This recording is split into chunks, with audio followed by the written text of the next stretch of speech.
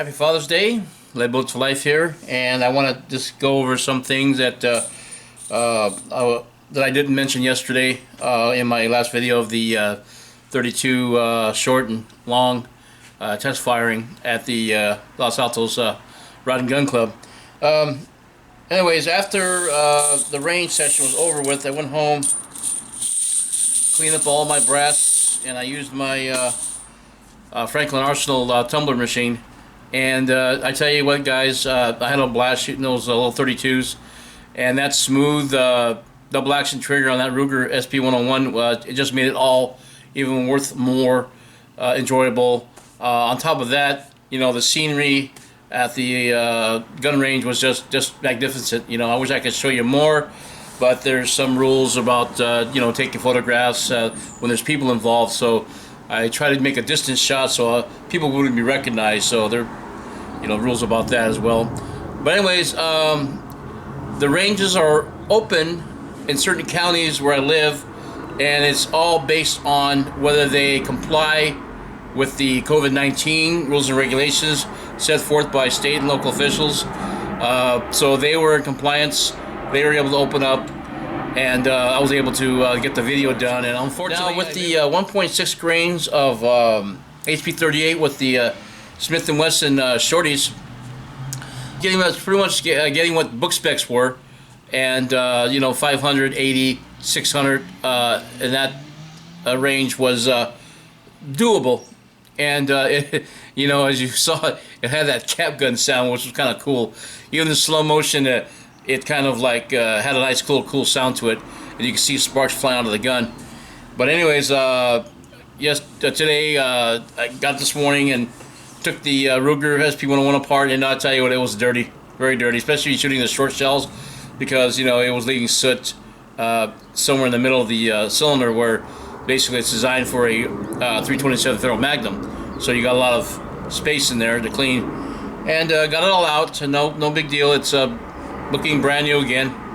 And so I think I'm gonna stick with the 3.1 grains of unique for the long cases.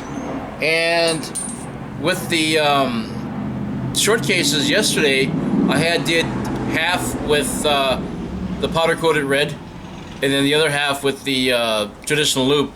And I noticed that the velocities were a lot different. And I think the reason why is because basically when you're shooting the powder coated bullets, you know, you're not getting lead to barrel contact.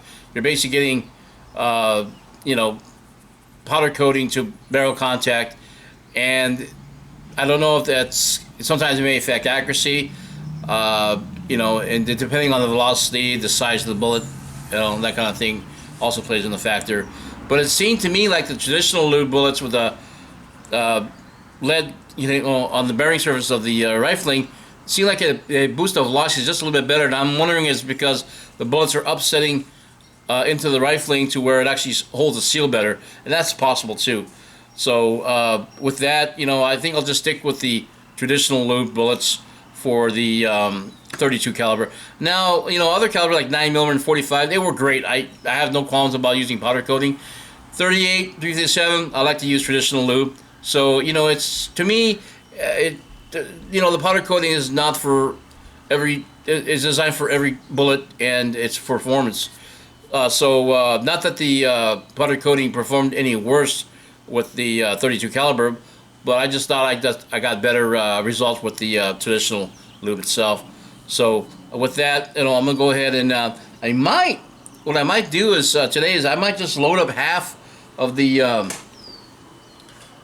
powder coated bullets with the 32 long, and then the rest with the traditional lube.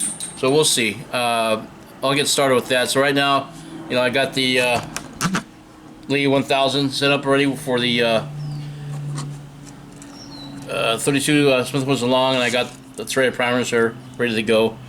Gonna clean out the primer area, make sure there's no debris slowing down the primers as they go down the chute. So I'll probably get started with unique. I saw some results with the red dot as well, and I might just try that. But I think I'll save the red dot for my my 32 shorts.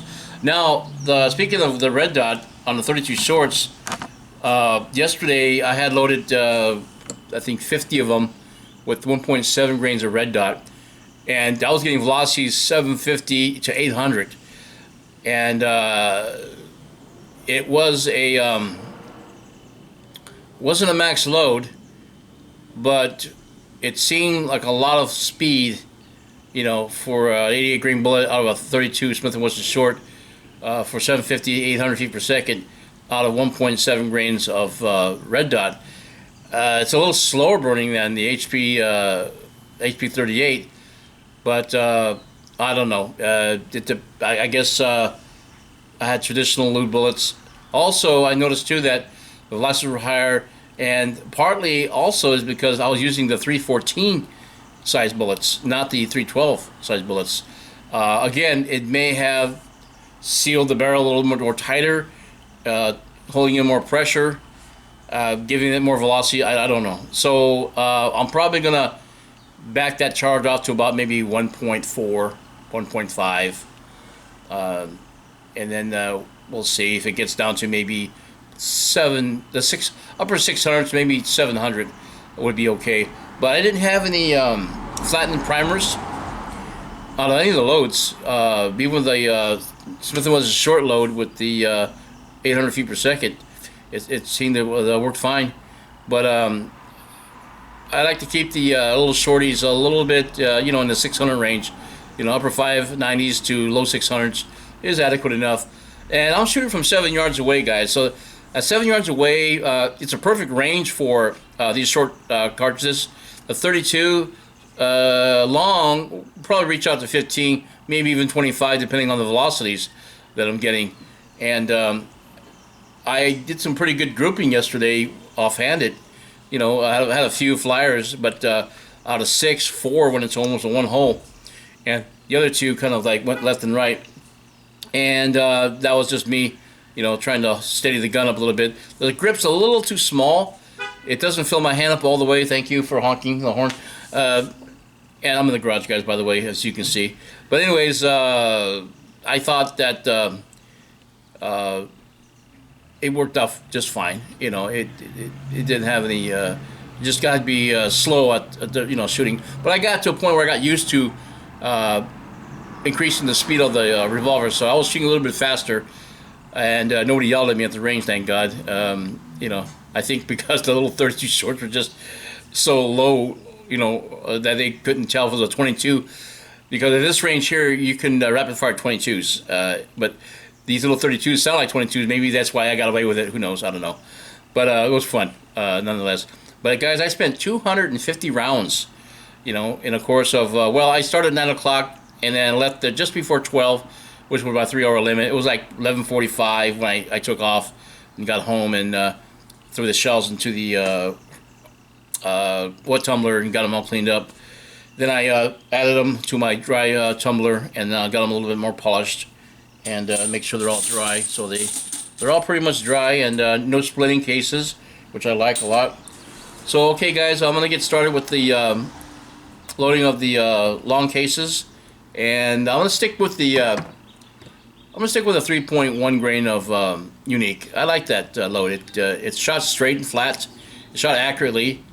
Deviation wasn't too bad, but it wasn't that great either. So we'll try it again. And you know, I was thinking about maybe going with the HP38, but again, I'm running out of powder, guys. So I'm trying to, you know, save my HP38 for the shorties and also the red dot. I got maybe enough red dot for maybe a couple hundred rounds of shorties. So I got plenty of unique. So I'll use the unique for the long cases. So with that, let's go ahead and get started with the loading, and then we'll get back at you after we're done.